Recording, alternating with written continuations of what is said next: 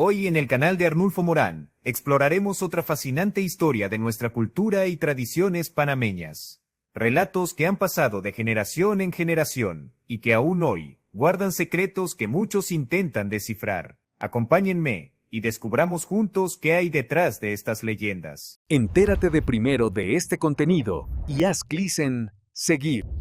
Hay nombres en la historia que son en sí mismos un campo de batalla, y el de Victoriano Lorenzo es sin duda uno de ellos. Su figura es clave para entender el nacimiento de Panamá, pero su verdadera historia es una lucha feroz entre la memoria de un pueblo y la versión oficial de quienes lo mandaron a fusilar.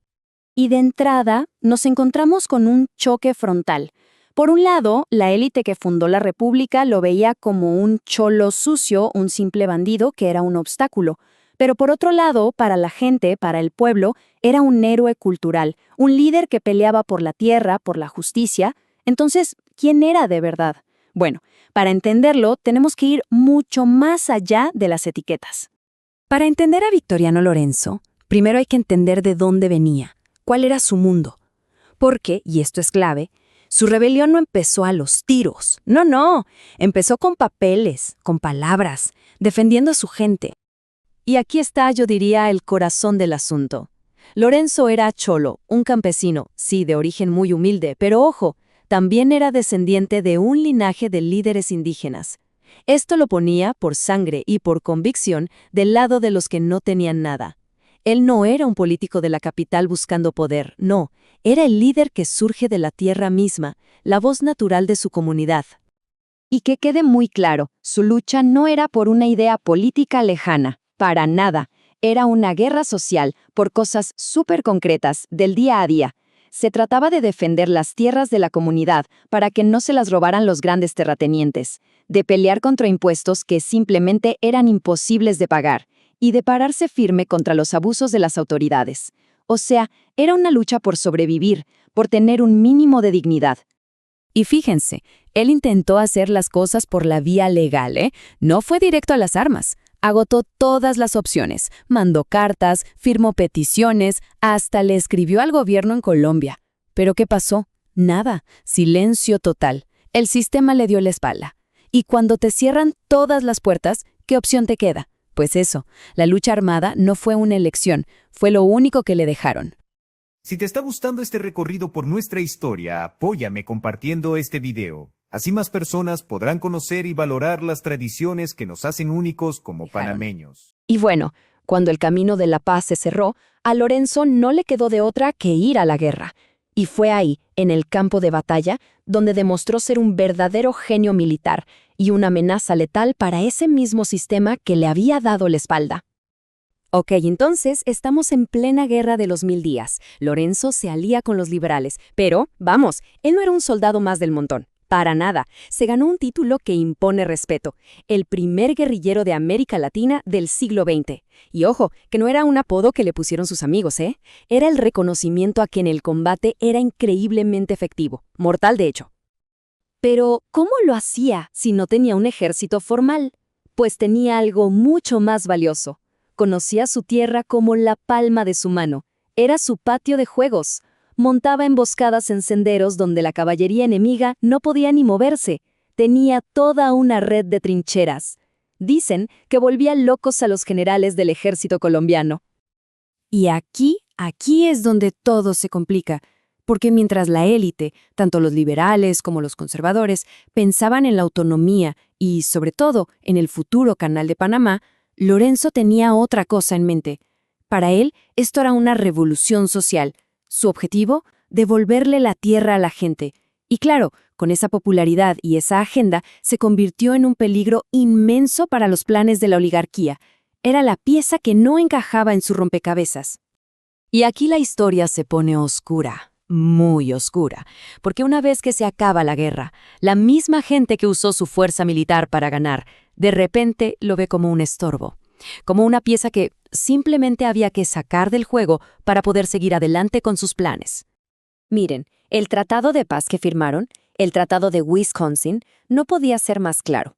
Prometía, y cito, amplia amnistía y completa garantía para todos los que lucharon. O sea, un perdón general, seguridad para todos.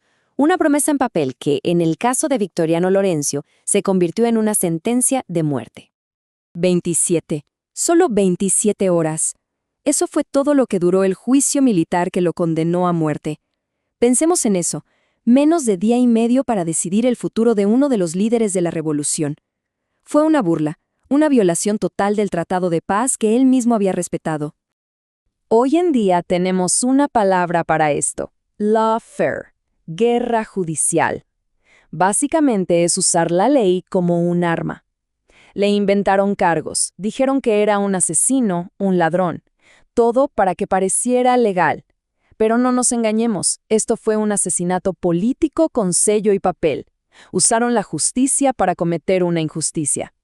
Y si vemos las fechas, todo encaja de una forma que da escalofríos. Miren, noviembre de 1902 se firma la paz y ¡zas!, lo capturan. Diciembre le arman el caso a toda velocidad, mayo del año siguiente lo fusilan. ¿Y qué pasa 6 meses después? Noviembre de 1903, Panamá se separa de Colombia. Es demasiada coincidencia, ¿no les parece? Así que la razón de fondo queda clarísima. Matar a Lorenzo era un mensaje directo para los Estados Unidos. Era decirles, tranquilos, la mayor amenaza de una revuelta popular ya no existe. El país es estable. Pueden venir a construir su canal. Victoriano Lorenzo fue, literalmente, el sacrificio necesario para asegurar el negocio del canal. Por eso se le conoce como el mártir del canal. Y así llegamos a sus últimos momentos. Lejos de ser la ejecución de un bandido, fue la creación de un mártir. Y ese acto que buscaba borrarlo de la historia, lo que hizo fue grabarlo a fuego, para siempre, en el corazón de la gente. Imaginen la escena. Plaza de Chiriquí, en la ciudad de Panamá. Son las 5 de la tarde del 15 de mayo de 1903. Hay una multitud enorme, pero nadie dice nada. Un silencio pesado, denso, lo cubre todo. Y en ese momento, justo antes del final, pronuncia las palabras que lo van a convertir en leyenda. Dijo: «A todos los perdono. Yo muero como murió Jesucristo». Y con esa frase lo cambió todo. Ya no era solo el guerrillero. Se convirtió en un símbolo que iba a durar para siempre. Quisieron enterrarlo 2 veces, su cuerpo en una fosa común para que nadie lo encontrara y su nombre bajo una capa de mentiras, pero fallaron rotundamente. Su legado fue mucho más fuerte que las balas. Y aquí vemos esa batalla de la que hablamos al principio.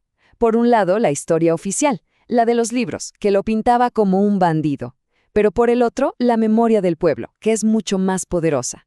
De abuelos a nietos, de padres a hijos, se contaba la verdad. Y en esa historia, Victoriano no había muerto, seguía vivo. Y su lucha continuaba.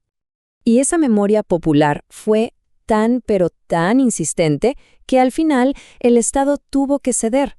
Tuvieron que pasar décadas, pero en 1966 la Asamblea Nacional de Panamá finalmente lo dijo. Su ejecución fue injusta.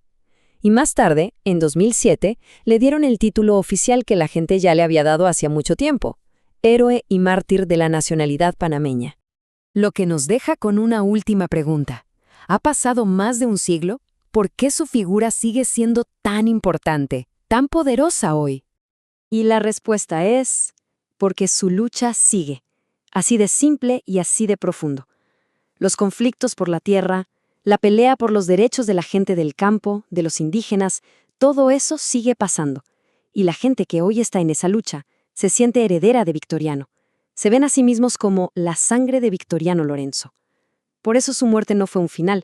Fue en realidad la semilla de una leyenda que sigue más viva que nunca, inspirando a la gente a no rendirse. Así concluye otro viaje por las raíces y misterios de Panamá. Gracias por acompañarme en esta exploración del pasado que aún vive entre nosotros. No olvides suscribirte al canal de Arnulfo Morán para descubrir más historias que nos conectan con lo que somos. Hasta la próxima.